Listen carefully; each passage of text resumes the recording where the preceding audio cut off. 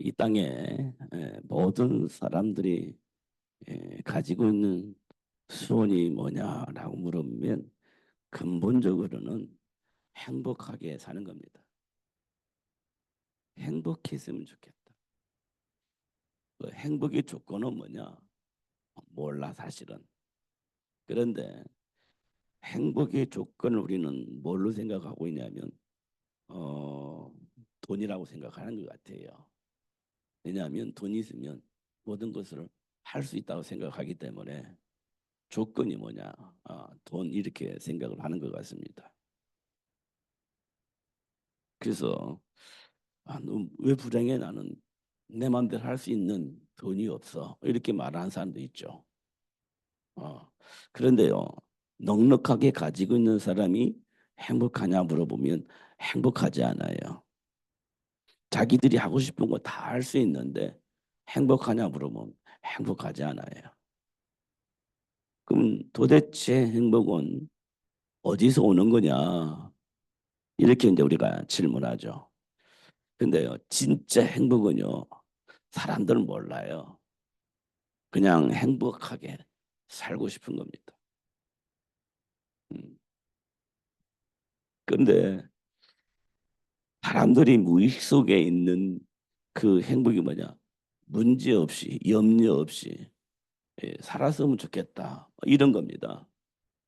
염려하지 않고, 근심하지 않고, 살았으면 좋겠다. 그런 겁니다. 그런데요, 우리가 염려를 안 하고 살 수 있는 조건이 우리에게 없어요. 염려 안 하고 살 수 있는 환경이 우리에게는 없어요. 왜냐하면 나만 잘 산다고 해서 이게 염려나 근심이나 이 문제가 없는 게 아니에요. 나는 좀 평범하게 그냥 아무 문제 없이 사는데 환경이 나를 힘들게 만들어 버리니까. 그냥. 그래서 항상 우리는요 염려 속에 삽니다. 근데 사람들이 말하는 것은 사람들이 말하는 행복은 뭐냐? 염려 좀 안 하고 살았으면 좋겠다. 그냥 두려움 없이 그냥 살았으면 좋겠다. 뭐 이런 겁니다. 그러려면 뭐가 필요하냐? 돈이 없는 사람들 돈 이렇게 얘기를 하는 거예요. 근데 많은 돈을 저는 안 가져봤지만 돈 많이 가져본 사람 염려 안 하면서 염려하면서 살아요. 두려움 속에 살기도 합니다.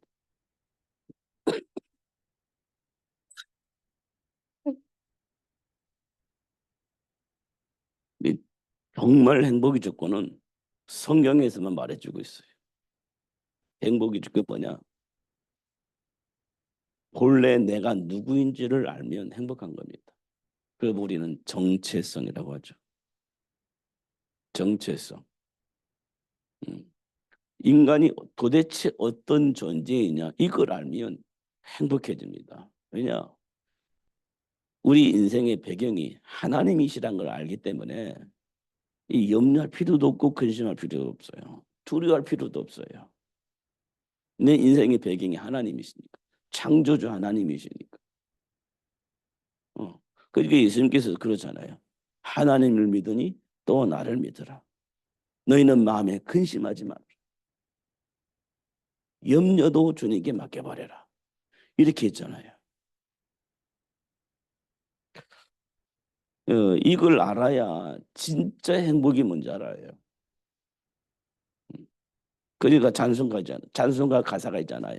초막에 살아도 괜찮고 궁궐에 살아도 괜찮고 어, 괜찮은 거예요. 왜? 하나님 내 인생이 배경이니까 초막에 살아도 괜찮고 궁궐에 살아도 괜찮고 음, 먹어도 괜찮고 마셔도 그런 거예요. 먹든지 마시든지 뭘 하든지 괜찮아요. 하나님 내 인생이 배경이니까. 성경은 그걸 말해주고 있거든요. 근데 우리는 그렇게 살 수 있냐? 그렇게 사라질 수가 없어요. 어, 왜냐하면 우리는 죄와 사망의 법에 묶여 있기 때문에 어떻든 염려하고 근심하고 두려워하면서 살아야 되는 상황 속에 있는 겁니다. 여기서 우리가 해방받아야 되거든요. 근데 이게 해방이 안 받아져요, 잘. 그냥 언제 어떤 일이 벌어질지 우리는 모르니까 염려를 안 할 수가 없죠. 어떤 상황이 벌어질지 우리가 모르잖아요. 그러니까 두려움 속에 살 수밖에 없어요. 여기서 우리가 해방만 받을 수 있다면 참 좋은데 그게 잘 안 돼요. 그래서 우리는요, 늘 마음에 원함이 있다면 행복하게 사는 겁니다. 그런데도 그게 잘 안 돼서 힘들죠. 잘 되기만 하면 참 좋겠는데 그게 안 돼요. 성경에 보니까요, 하나님의 계획 속에 준비된 자가 있습니다. 그게 누구냐? 아담과 하와예요. 그런데 그 아담과 하와가 하나님을 떠나버렸잖아요. 이때 하나님께서 다시 아담과 하와에게 여자의 후손을 약속을 합니다. 그런데 이제 그때부터 이제 뭐 문제가 다 해결된 거예요, 사실은. 하나님께서 아담과 하와에게 창세기 3장 사건을 통해서 뭘 알려주셨냐면, 내가 너를 창조한 이유는 그 사단의 일을 정복하고 다스릴 수 있도록 내가 너를 창조했어 라는 사실을 확인시켜 준 겁니다. 내가 너를 하나님의 형상대로 창조한 이유가 지금 너를 속이고 너를 저주와 재앙 가운데 빠뜨렸던 그 사단의 모든 일을 정복하고 다스릴 수 있도록 하기 위해서 내가 너를 창조했어 라는 사실을 확인시켜 준 겁니다. 음. 그리고 나서 그 복을 누리는 방법이 여자의 후손이었습니다. 하나님을 불신하고 떠나버렸기 때문에 하나님과의 관계에 휴복하고 하나님 주신 축복을 누릴 수 있는 통로를 하나님 만들어 주셔야 되잖아요. 그러니까 하나님께서 사건을 열어놓으시고 그 문제를 해결할 수 있는, 본래 주어진 복을 누릴 수 있는 문을 열어주신 겁니다. 그게 여자의 후손이었습니다. 그럼 다 끝난 거예요. 그런데 이게 놀라운 일이 벌어집니다. 그리고 난 이후에 아담과 하와에게 가인과 아벨이라는 아들이 나와요. 아담과 하와의 자식들이 하나는 가인이고 하나는 아벨이에요. 근데 가인은 하나님과의 관계를 회복하는 비밀을 몰라요. 회복할 수 있는 비밀을 몰라요. 이 비밀이 굉장히 중요한 거거든요. 그게 희생제의 머리 어린 양의 피 이게 중요한 거거든요. 우리 열심, 우리 정성 이게 중요한 게 아니고 피가 중요한 겁니다. 피. 이게 약속이지, 약속. 하나님은 약속하셨어요. 내게 나올 때마다 뭘 가지고 나오라? 피를 가지고 나와라. 그 피를 보고 내가 너를 인정하겠다. 이런 거거든요. 근데 가인은 자기 힘을 다해서 정성을 다해서 재물을 준비해서 하나님께 나간 겁니다. 하나님 보시기에 피가 없네? 인정 안 하는 거예요. 나는 최선을 다해서 정성을 다해서 예물을 가지고 나갔는데 하나님이 인정 안 해. 아벨은 피를 가지고 나간 겁니다. 그러니까 하나님께서 그 피를 보고 아벨을 인정을 하는 겁니다. 그게 창세기 4장 사건이에요.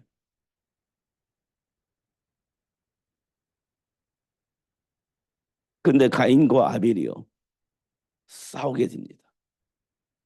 가인과 아벨이 싸워요. 사실 싸우는 건 아니고 일방적으로 가인이 아벨을 괴롭히는 거지. 자식들이 이제 분쟁을 하는 거예요. 그러다가 가인이 아벨을 죽이죠. 그런데 놀라운 것은 아담과 하와가 그걸 통제를 못했어요. 가인이 왜 그런지, 아벨이 왜 그런지 그걸 잘 몰랐던 것 같아요. 그러니까 가인이 그 경제적인 축복 속에서 누리고 있을 때 이 가인 밑에서 그냥 또 아담과 하와가 살아요. 음. 그 보면 가인이요. 뭐 농사 짓는 뭐 조상 뭐 뭐 농기계 만드는 조상 그러니까요. 그 분야의 전문가로 성장을 한 거예요, 가인이. 그러니까 돈을 많아지지. 그리고 세상을 통치할 수 있는 힘이 생기는 거지. 그 밑에서 아담과 하와가 살고 있었던 겁니다. 그 장세사상 사건이에요. 근데 해결이 안 되는 게 있습니다. 가인이 가지고 있는 그 마음속에 있는 화, 어, 가인의 마음속에 있는 이 분노, 가인의 마음속에 있는 이 상처, 이게 해결이 안 되는 겁니다. 성경에 보니까 상한 마음이라고 했어요. 상한 심정, 이거 표현되어 있습니다. 어, 그게 이제 해결이 안 되는 겁니다. 그러니까 분노가 조절이 안 돼요. 감정이 조절이 안 되는 겁니다. 그러니까 사람을 죽이는 거죠. 그런데 후손들이 똑 닮은 거예요. 후손들이 똑 닮은 겁니다. 이때 아담과 하와가 비로소 깨닫게 되는 겁니다. 왜 아담과 하와에게 하나님께 생육의 복을 주셨는지 비로소 깨닫게 되는 겁니다. 그 사건을 벌어지고 난 이후에 그 다음에 준비된 사람이 셋이 셋. 하나님이 아담과 하와를 통해서 하나님의 계획 속에 준비된 사람은 셋입니다. 셋. 그래서 하나님이 계획 속에서 준비된 복을 누리게 되죠. 근데 그 셋도 아담과 하와를 통해서 잘 양육을 받았던 것 같아. 그러니까 셋도 잘 성장을 해서 결혼을 해서 아들을 낳았는데 그 이름이 에노스입니다. 근데 에노스가 보고 말해서 잘 성장을 한 거예요. 그러니까요. 어떤 일이 벌어지냐 성경에 보니까 세상 사람들이 하나님을 찬양하는 일이 벌어집니다. 이런 것들을 우리가 확인해 보면 인간의 정체성은 단순합니다. 복잡하지 않습니다. 그런데 세상이 복잡하게 만들어져 있습니다. 그냥 사탄이 그렇게 세상을 복잡하게 만들어 놓은 겁니다. 뭐가 문제 알 수가 없어요. 복잡합니다. 그런데 행복하게 살고 싶어요. 근데 너무 복잡하니까 뭐가 뭔지 몰라요. 행복이라는 걸 찾을 수가 없습니다. 이런 것도 우리가 확인할 수가 있습니다. 중요한 건 삶 속에서 일어나는 일들이에요. 머릿속에 있는 게 아니고 삶 속에서 일어나는 겁니다. 문제와 사건이 벌어지는 겁니다. 그때 나는 반응을 하게 되는데 무의식 속에 있는 반응이 나타나는데 그 반응이 어디서 왔느냐? 그게 이제 사단에 의해서 만들어진 그 체질들이 반응으로 나오는 겁니다. 그러잖아요. 그러니까 야곱과 에서의 관계에서도 마찬가지예요. 분명히 하나님은 야곱을 선택을 했는데 사실은 야곱은 둘째로 태어나잖아요. 첫째가 에서입니다. 근데 에서는요 남자다워요. 사내다워요.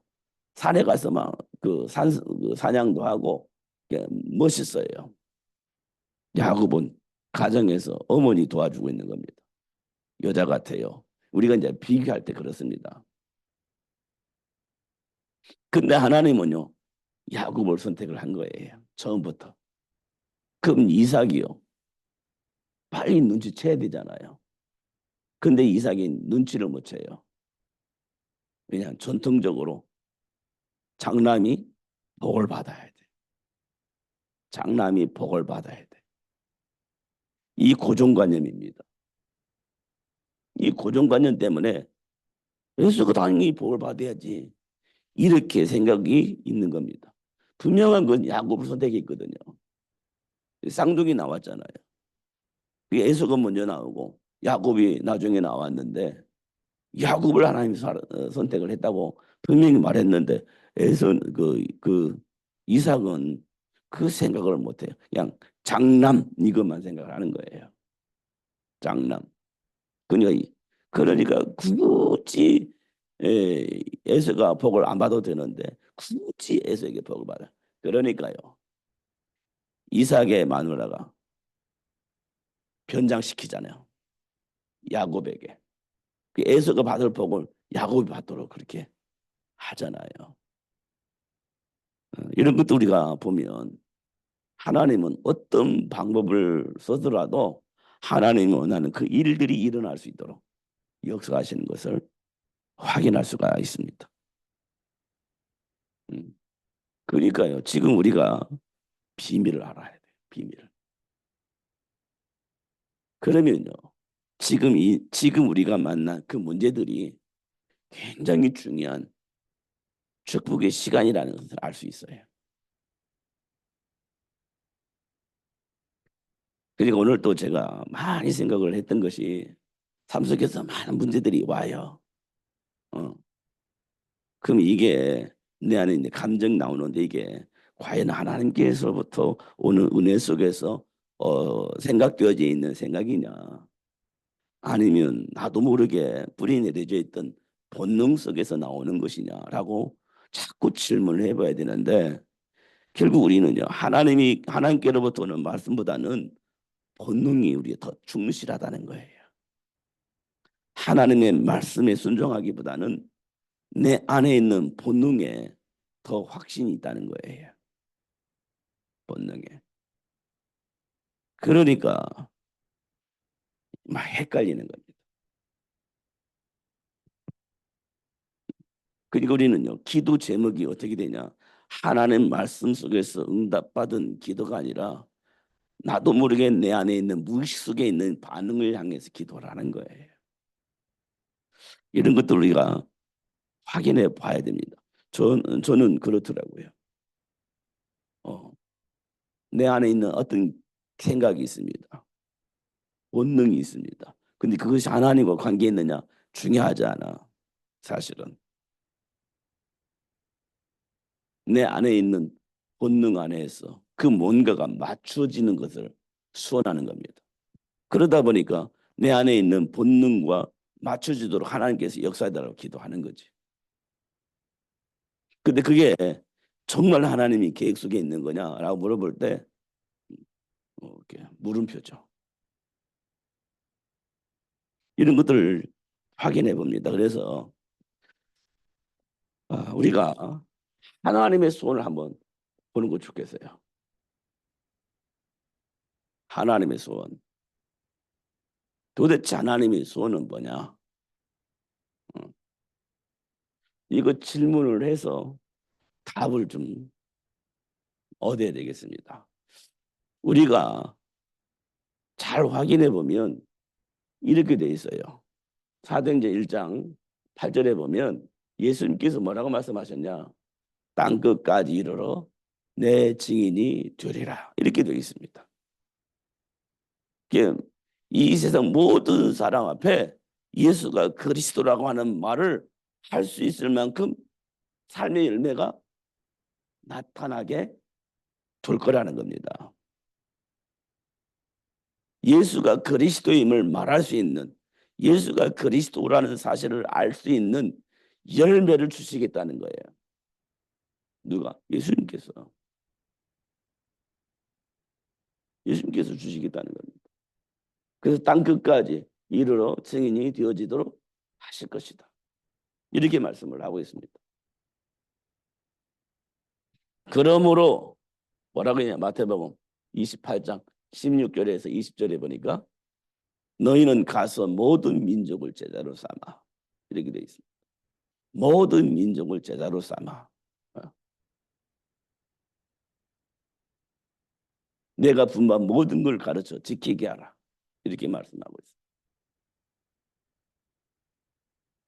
이렇게 하나님이 하시겠다고 말씀을 하셨습니다. 하나님의 소원이 뭐냐? 그러면서 하시는 말씀이 요한복음 21장 15절에서 18절에 보니까 내 어린 양을 먹이라 이렇게 되어 있죠. 내 어린 양을 먹이라. 이게 하나님의 계획 속에서 하나님이 원하시는 그 일을 하기를 원하시는 하나님의 소원입니다. 이게 하나님이 우리를 부르신 이유예요. 여기에 우리가 방향이 맞춰져야 됩니다. 여기에. 그러면서 이렇게 표현되어 있죠. 마태복음 24장 14절에는 이 복음이 모든 민족에게 다 증거되어지면 내가 다시 올 것이다. 이렇게 되어 있습니다. 그럼 하나님의 소원은 예수 그리스도께서 이 땅에 왜 오셨는지 이 세상 모든 사람에게 알리기를 원하는 겁니다.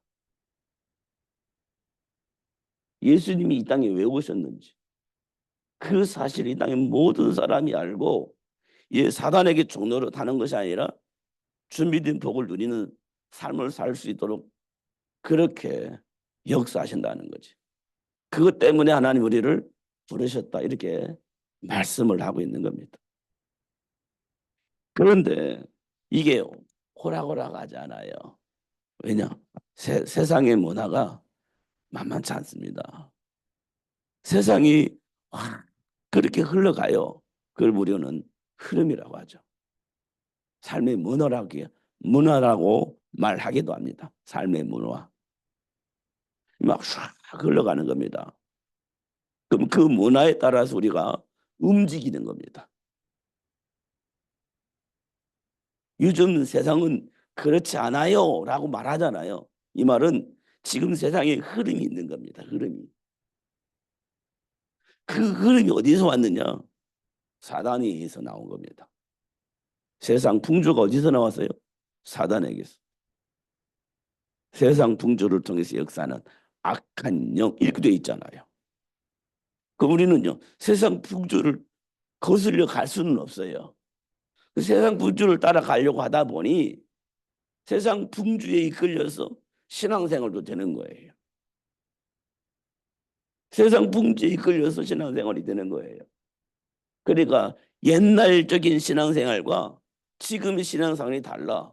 옛날은 순수하게 믿습니다 했는데 지금 그러면 신앙생활 안 돼. 이렇게 말하는 거예요. 왜냐? 세상 풍조가 그러니까 그렇다는 거예요. 근데 그 풍조가 어디서 나왔냐? 사단에게서. 이렇게 말씀을 하고 있습니다.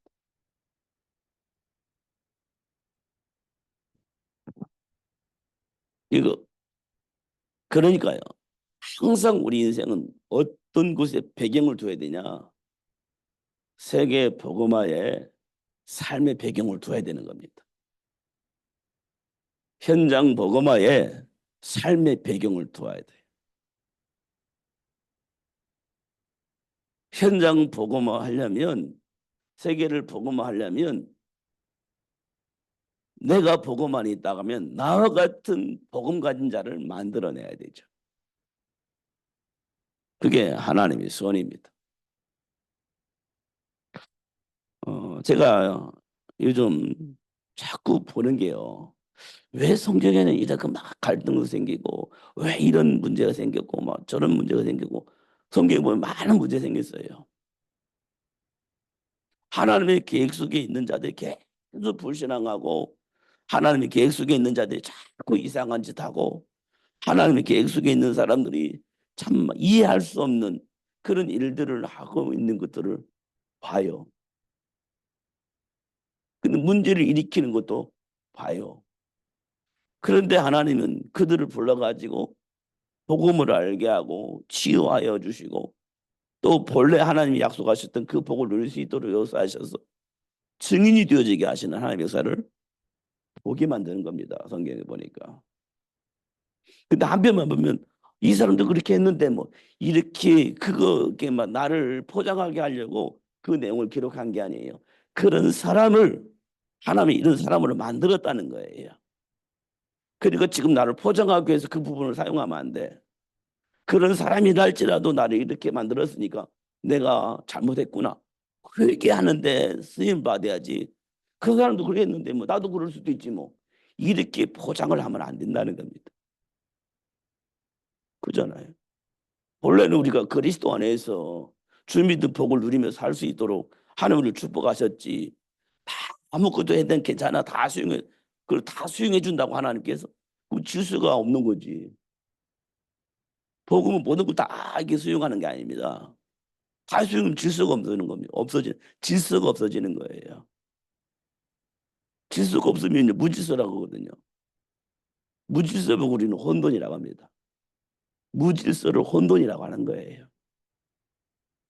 그런데 우리 예수 믿는 사람은 복음 해놓고서는 무질서로 만들어버려요. 복음이 무질서가 아닙니다. 복음은 질서를 만들어내는 겁니다.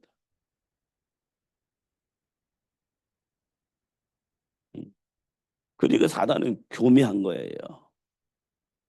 자유라고 하면서 무질서 만들어. 자유라고 하면서 무질서. 자유는요. 정말 언제 자유가 생기냐면 질서가 생길 때 자유가 생겨요. 행복해지는 겁니다. 우리가 순간순간 무질서를 하게 되는데요. 급하면 그래, 급하면. 우리가 건널목 갈 때 있잖아요. 건널목. 차가 안 오면 급하면 건너가잖아요. 그게 무질서거든요. 사고가 안 나요. 다 돌아보고 가니까. 그런데 어느 날 그것이 습관되면 무질서를 해요. 사고 납니다. 사고 나요. 급하더라도 신호를 지켜야 돼. 신호를. 그게요. 질서예요. 그러면요. 행복해집니다. 사고가 안 나요. 복음은요. 그런 겁니다. 그냥 아무렇게나 사는 것이 복음이 아니에요. 모든 걸 다 수용하는 것이 복음이 아니에요. 복음은 질서입니다. 그러면요. 사고가 안 나요. 행복해지는 겁니다. 이런 것도 우리가 확인할 수 있어요. 그런데 급하잖아요. 주변에 보니까 해도 될 것 같잖아요. 그럼 나도 모르게 급하면 이렇게 무질서를 선택을 하는 겁니다. 그래서 우리가요. 뭘 해야 되냐? 분별할 수 있는 지혜가 필요해요.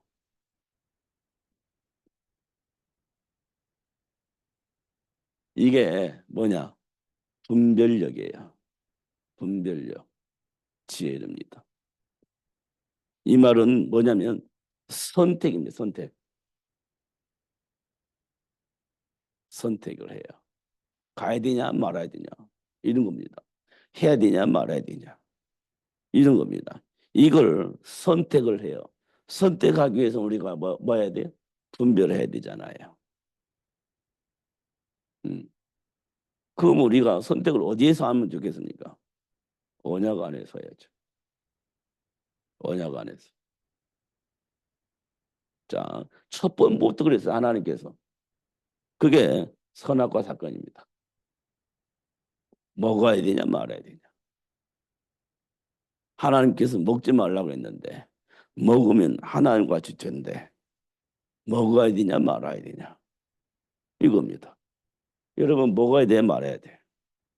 정답은 안 먹는 거잖아요. 근데 현장에 딱 나가보세요.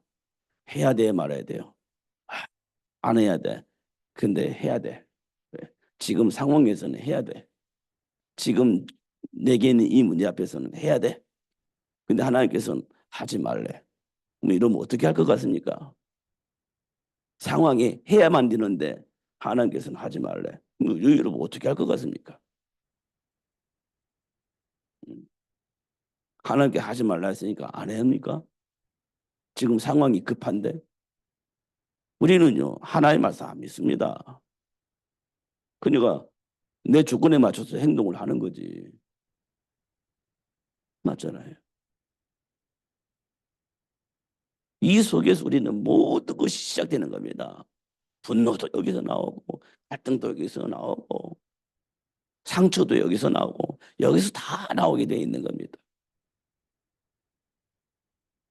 여기서 다 나와요.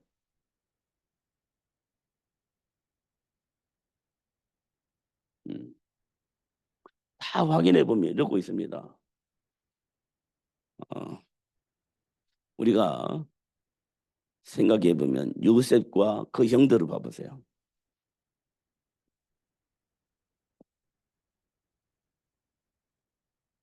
요셉과 그 형들을 보면 요셉과 그 형들은 늘 갈등하잖아요. 차이가 뭘까요? 요셉은 하나님의 말씀 안에 있었고요. 그들의 형들은 하나님의 말씀 안에 있지 않았습니다. 음. 근데 누가 힘이 있냐? 형들이 힘이 있어. 요셉은 힘이 없어. 그 형들이 요셉을 공격을 해요.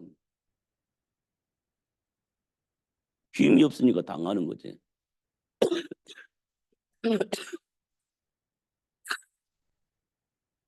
그럼 요셉은 어떻게 반응을 해야 되겠습니까?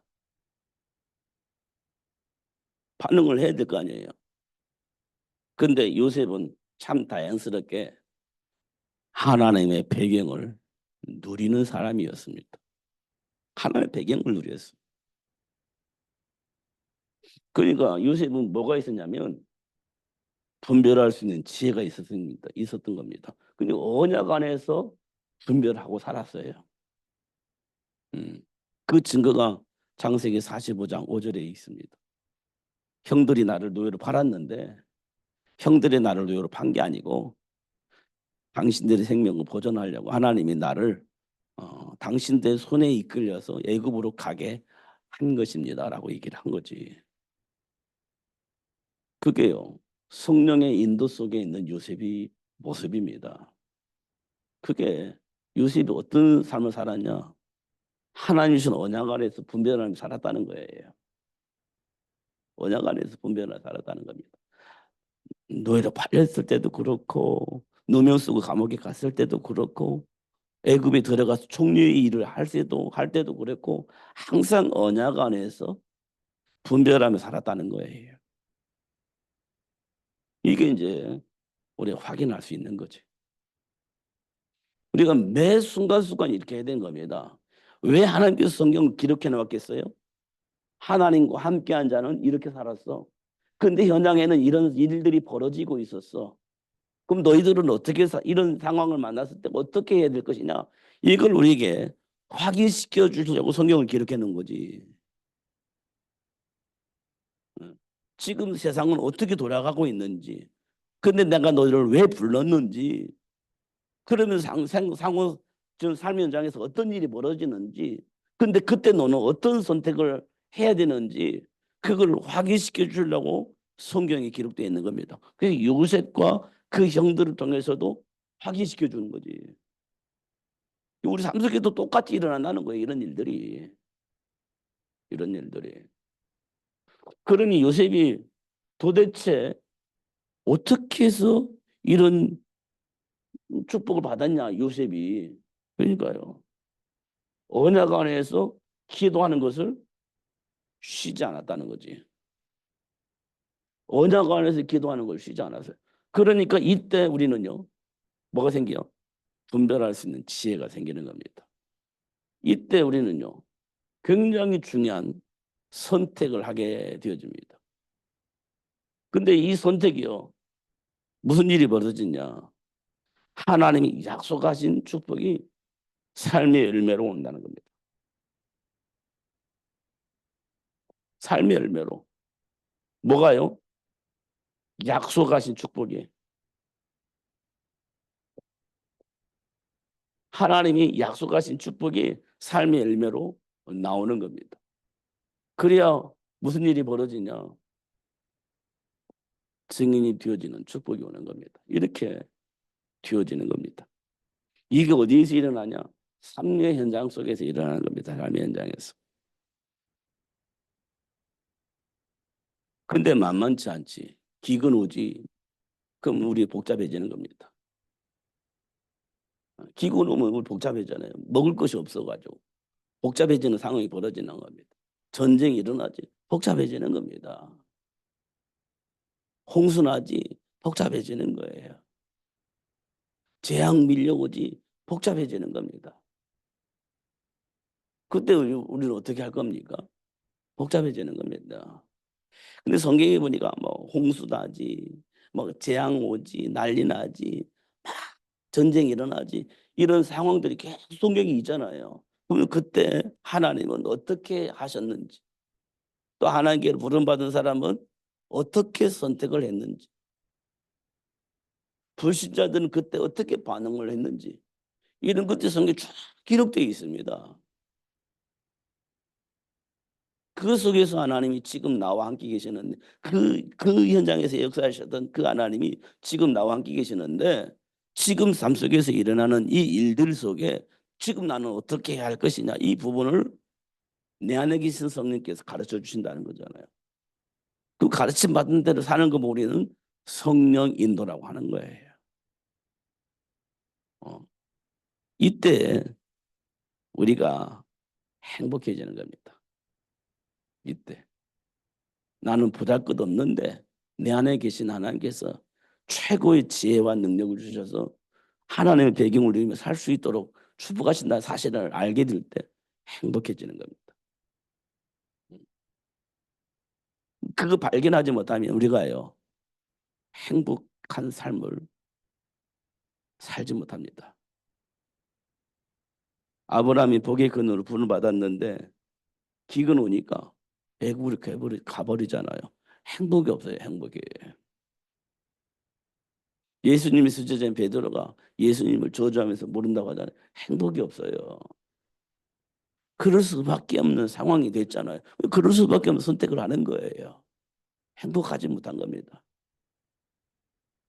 지금 우리 상황 맞추면 다 그럴 수밖에 없는 상황이 올 거예요. 그게 기준이고 그게 선택이고 그럴 수밖에 없을 겁니다. 그래서 우리는 할 말이 많아요.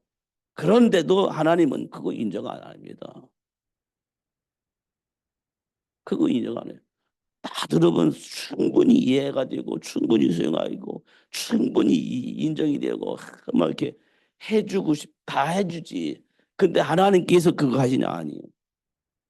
하나님은 당신이 원하는 그걸 알고 누리기를 원하는 겁니다. 그래서 내 끝까지 찾아가서 하나님 준비한 복을 발견하고 그 복을 누릴 수 있도록 역사를 하시는 거예요. 이런 것도 우리가 꼭 확인을 해야 됩니다. 다 수용하고 함께 가자. 참 좋은 건데요. 너무너무 멋있는 건데 좀 곤란합니다.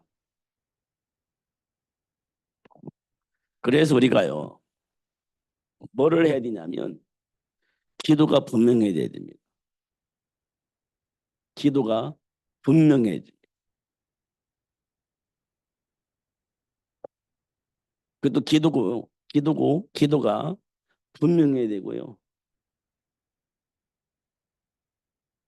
현실적이어야 합니다. 분명하고 현실적이어야 돼요. 이 말은 뭘 의미하느냐면 삶 속에서 하나님의 역사가 있습니다. 하나님의 역사가. 두 번째는요. 뭐가 있냐? 삶 속에 사탄의 역사가 있습니다.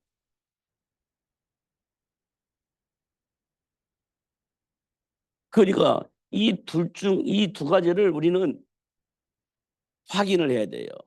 두 가지를. 그래야 기도가 분명해집니다. 현실적이 이게 하나님의 역사도 현실에서 일어나는 거고 사단의 역사도 현실에서 일어나는 겁니다. 그러니까 기도가 현실적이어야 됩니다. 요셉이 노예로 팔려나갔잖아요.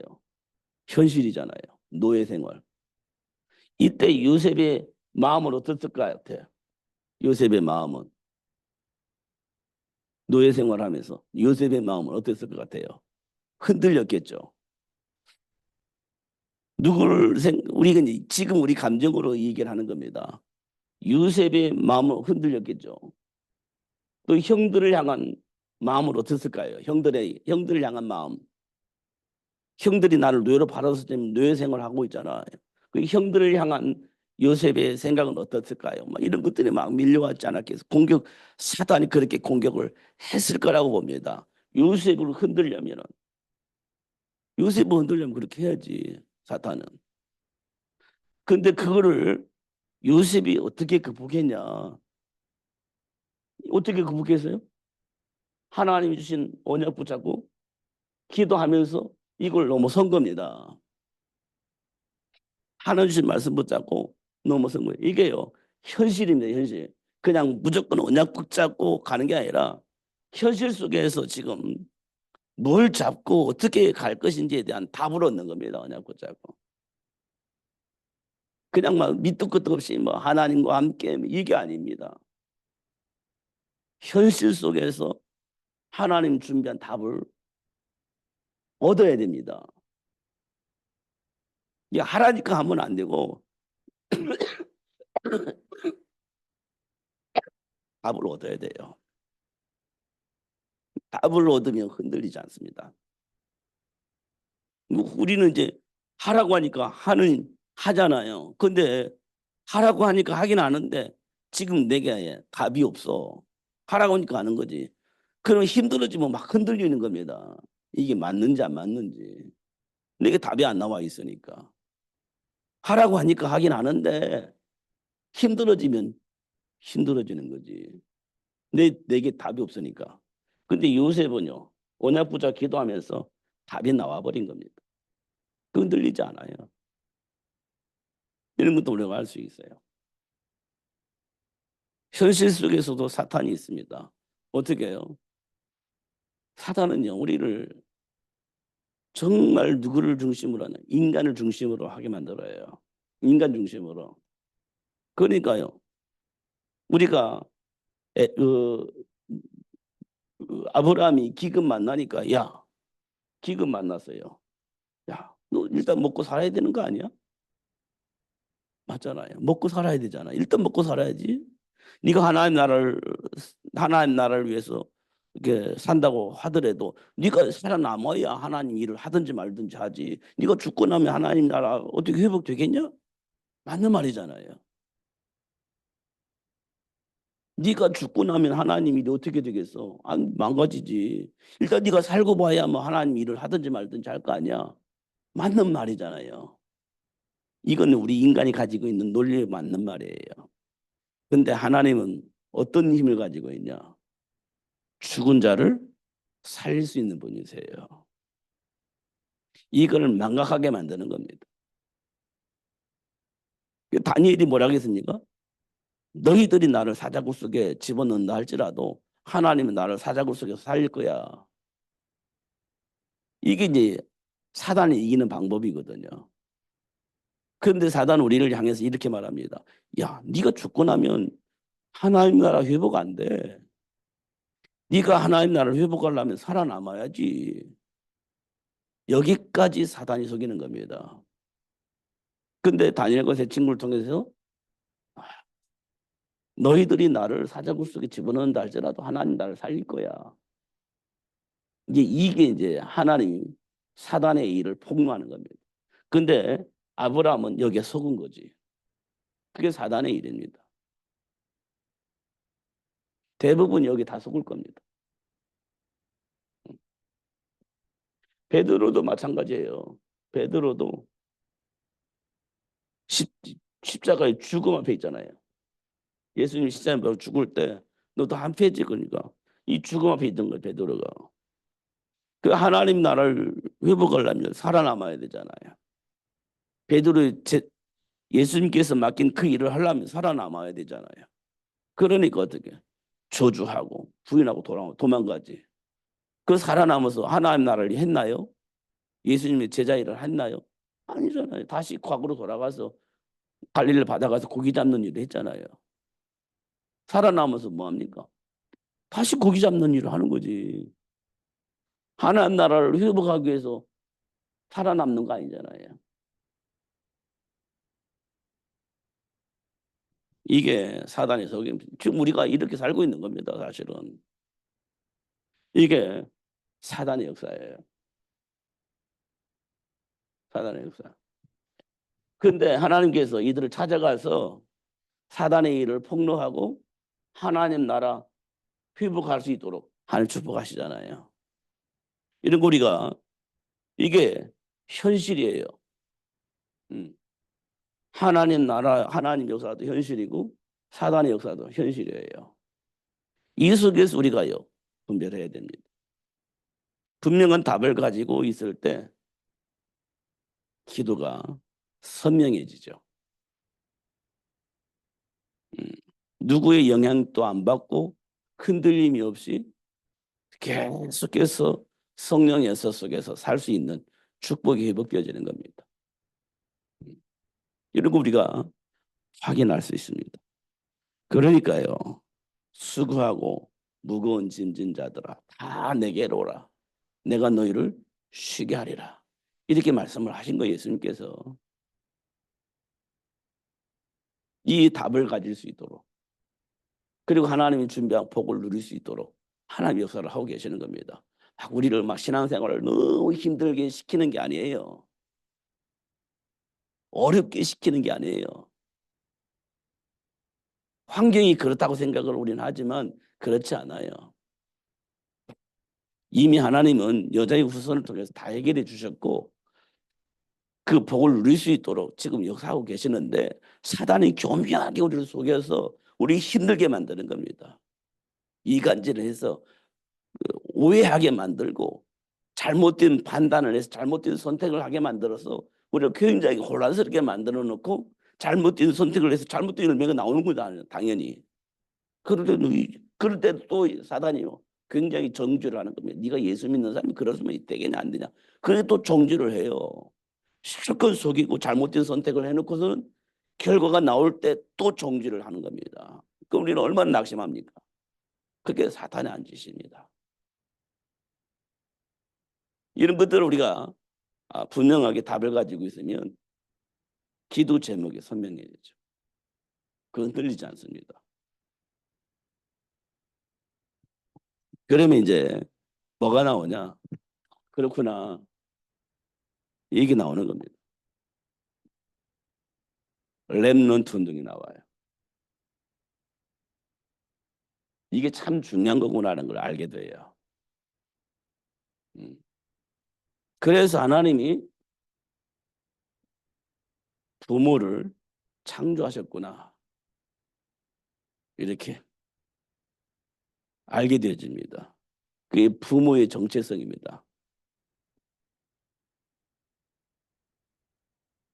부모의 정체성이에요. 하나님께서 부모를 창조하신 겁니다. 그래서 어떻게 해요? 모세를 준비하고 사무엘을 준비하는 거죠. 왜요? 세계복음화 해야 되니까. 세계복음화 해야 되니까. 그래서 어떻게 해요? 현장에 중직자가 필요한 겁니다. 현장의 중직자는 현장을 지배하는 사람들입니다. 경제를 지배하든지 뭐 기능을 가지고 지배하든지 지배하는 자입니다. 현장을 지배하는 자. 그 현장을 지배하는 자가 복음 안에 있을 때 현장이 바뀌는 거예요. 실력이 있고 능력이 있는데 복음 밖에 있다. 그럼 악영향을 입히는 사람이 되는 겁니다. 그러니까 로마서 16장 일꾼들이 어떤 사람이냐? 실력이 있는 사람들이잖아요. 중직자. 그들이 뭐냐? 목숨 걸고 복음을 도왔잖아요. 목숨 걸고 복음을 돕는 사람이었잖아요. 자존심 부린 게 아니에요. 복음만 있으면 자존심이 그렇게 안 필요해요. 근데 막 자존심 피우면 성령님도 받지 못합니다. 로마서 16장 일꾼들은요. 그런 사람들 아닙니다. 생명을 바쳐 생명을. 왜냐? 현장 복음만 해야 되니까. 이렇게 되는 겁니다. 부모를 통해서는 세계를 살릴 수 있는 렘넌트가 준비되고 그 렘넌트들이 현장을 살리는 중직자가 되어져서 현장을 살리는 겁니다. 그 현장에 누가 있어요? 여기엔 누가 있어요? 렘넌트도 있는 겁니다. 렘넌트들이. 그리고 또 영향받고 또 중직자로 성장해서 또 렘넌트 준비하. 이게 이제 되는 거예요. 이게 반복되는 겁니다. 그리고 중요한 건 하나님과의 나의 관계 속에서 정체성 회복되면 이건 사이클로 움직이는 겁니다. 사이클로 반복되는 거예요. 근데 이거 없으면 끝입니다. 이거 없으면 안 돼. 그러니까 우리는요 이미 모든 것이 다 주어져 있습니다. 주어져 있는 거예요. 뭐 새롭게 뭐 만들어내는 거 아닙니다. 주어져 있는 거예요. 그럼 우리 뭐 하면 되냐? 기도하면 돼요. 준비된 축복 누리기 위해서 기도하는 거고, 사단이 우리를 유혹할 때 넘어가지 않도록 기도하는 겁니다. 그러니까 사실 우리는 혈과의 그 싸움이 아닌 영적 싸움을 한다라고 얘기를 하고 있죠. 영적 싸움. 이거 정말 깨어 있어야 되는 겁니다. 그러지 않으면 현실 가면 사단이 공격하는 거 우리 생각 안 하거든요. 그럼 내 안에 있는 본질이 막 나오게 돼 있어요. 이걸 뭐 체질이라고 하죠. 체질. 막 나오게 돼 있습니다. 이거는요. 건드리면 나오게 돼 있는 거예요. 그러니까 언약 잡지 않으면 막 나오게 돼 있습니다. 그럼 내가 복음 가지고 있는 사람이냐? 아니에요. 난 체질대로 살아요. 복음 아래 안 살아요. 체질대로 삽니다. 이런 것들 우리가 확인할 수 있죠. 우리는요 자꾸 복음을 이해를 하고 복음 안에서 막 점검을 해야 돼요. 그리고 그 안에서 기도해야 돼요. 내게 나타나는 이 반응들이 도대체 이게 어디서 나온 거냐? 지금 내게 막 나오잖아요. 이게 어디서 나온 거냐 이게? 하나님께로부터 나오는 거냐? 사단에게서 나오는 거냐? 말씀 안에서 하는 것 같은데 분노가 일어나고, 말씀 안에서 하는 것 같은데 막 정죄가 나오고, 말씀 안에서 하는데 막 자꾸 이간질 당하고. 근데 나는 말씀 안에 있기 때문에 나는 잘못한 게 없다고 생각을 하는 거예요. 그런데 내 안에 이런 것들이 말씀을 이용하는 사단에게서 오는 거 아니냐, 이런 것까지도 우리가 좀 구체적으로 점검하는 것이 굉장히 중요합니다. 그러니까 그리스도 안에서 해방이란 이 말을 충분히 좀 이해를 해야 됩니다.